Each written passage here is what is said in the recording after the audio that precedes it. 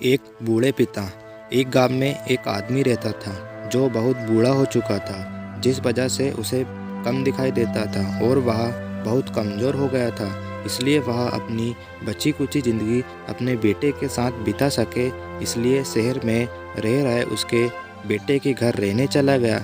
बेटा एक शहर के एक छोटे मकान में रहता था। मकान तो उसका छोटा था, लेकिन उसके अंदर जो चीज़ें थी वह महंगी थी। उस मकान में बेटा, उसकी पत्नी और उनका एक 5 साल का बच्चा रहता था। बूढ़े पिता के आने से उनके परिवार का एक सदस्य और बढ़ गया। यह पूरा परिवार रोज़ सुबह शाम डाइनिंग टेबल पर साथ में खाना खाया करता। बूढ़ा पिता अपनी कमजोरी के चलते हमेशा खाने की चीज़ें नीचे गिराता रहता और कई बार कांच के बर्तन भी टूट जाया करते थे। कुछ दिनों तक तो बहू और बेटा ने यह सब सहन किया, लेकिन बाद में वे दोनों बूढ़े की ऐसी हरकतों से चिढ़ने लगे।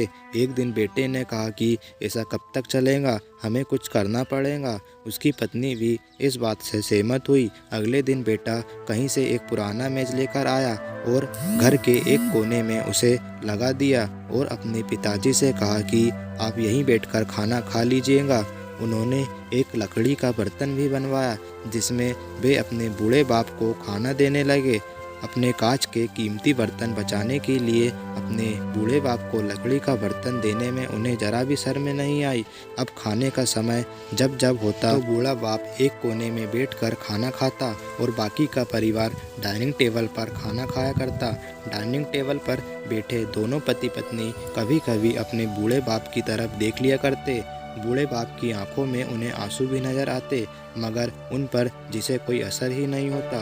बूढ़े बाप का पोता भी यह नज़ारा हमेशा देखता और वह अपने में ही खोया रहता। एक दिन जब पति पत्नी डाइनिंग टेबल पर बैठकर खाना खा रहे थे, तब उनका बच्चा ज़मीन पर बैठकर कुछ कर रहा था। उन दोनों ने बच्चे के हाथ में एक लकड़ी का टुकड़ा देखा, लेकिन उन्हें कुछ समझ नहीं आया कि बच्चा लकड़ी के टुकड़े के साथ क्या कर रहा है। जब बच्चे के पिता ने उससे पूछा कि बेटा आ जाओ खाना खा लो, तुम नीचे बैठकर क्या कर रहे हो, तब बच्चे ने भोलेपन से कहा, अरे मम्मी पापा, मैं आप दोनों के लिए लकड़ी का बर्तन बना रहा हूँ ताकि आप लोग जब बूढ़े हो जाओ तो मैं आपको खाना दे सकूँ।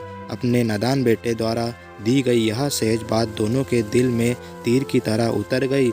दोनों एक दूसरे का चेहरा निहारने लगे। बिना कुछ कहे ही दोनों के आंखों में पानी आ गया और उन्हें अपने भविष्य की किताब अपनी आंखों के सामने खुलती हुई नजर आई। उन्हें समझने में ज़्यादा देर नहीं लगी कि अब उन्हें आगे क्या करना पड़ेगा।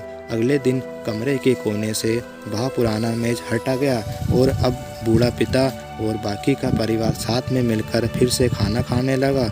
बूढ़े की कमजोरी की वजह से हो रही गलतियां भी अब किसी को नहीं चिढ़ाती थी। दोस्तों, यह कहानी हमें यह बताती है कि हर वह पत्ता जो आज हरा है वह कल सूखेगा और डाली से नीचे भी गिरेगा। इसलिए हमें अपने बड़े बूढ़ों का हमेशा ख्याल रखना चाहिए और हमें हमारे माता पिता और बुजुर्गों के साथ वैसा ही व्यवहार करना चाहिए जैसा हम चाहते हैं, ताकि हमारे बच्चे भी हमारे साथ अच्छा व्यवहार करें। इसी तरह की कहानी के लिए मेरे चैनल को सब्सक्राइब जरूर कीजिएगा।